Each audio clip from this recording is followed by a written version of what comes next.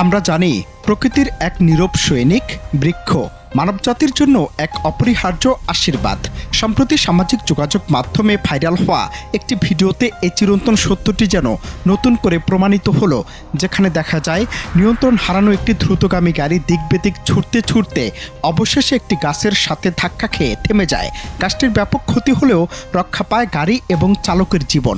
এই দৃশ্যটি দেখি প্রশ্ন জাগে, বৃক্ষ শুধু অক্সিজেন দিয়ে ক্ষান্ত নয়, এটি প্রয়োজনে হয়ে ওঠে আমাদের সবুজ রক্ষা কবচ। এই ঘটনাটি কেবল একটি দুর্ঘটনা নয়, এটি প্রকৃতির এক অলৌকিক সুরক্ষা ব্যবস্থা। ভিডিওটির দ্বিতীয় অংশ আরও বেশি চমকপ্রদ এবং শিক্ষণীয়।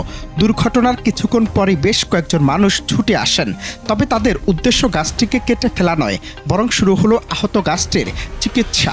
তারা ক্ষতিগ্রস্ত ডালগুলো সাবধানে ছেঁটে ফেলার পর গাছটিকে আবার যথাস্থানে সঠিক উপায়ে প্রতিস্থাপন করলেন। এই দৃশ্য আমাদের দেশের প্রেক্ষাপটের সম্পূর্ণ বিপরীত চিত্র তুলে ধরে, যেখানে সামান্য প্রয়োজনও আমরা নির্দ্বিধায় বৃক্ষ নিধনে মেতে উঠি।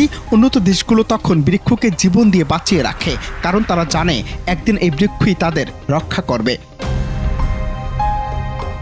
বৃক্ষ যে কেবল অক্সিজেন সরবরাহ করে তা বলাই বাহুল্য।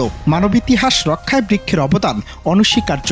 বন্যা নিয়ন্ত্রণ, ভূমিক্ষয় রোধ, পরিবেশের তাপমাত্রা হ্রাস এবং জীববৈচিত্র্য সংরক্ষণে বৃক্ষের ভূমিকা অপরিসীম।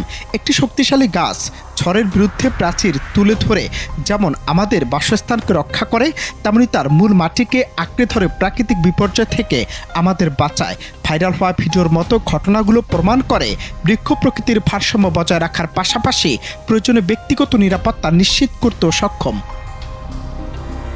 বৃক্ষের এই জীবনদায়ী ক্ষমতা এবং রক্ষক রূপকে আমাদের আরও বেশি গুরুত্ব দিতে হবে। আজ যদি আমরা সামান্য সুবিধার জন্য বৃক্ষ নিধনে মেতে উঠি, তবে আগামীকাল হয়তো প্রকৃতির এই রক্ষা কবচ হারিয়ে আমাদের বড় ধরনের মূল্য দিতে হবে। অনন্ত হাসান মাসুদ, বাংলা টিভি।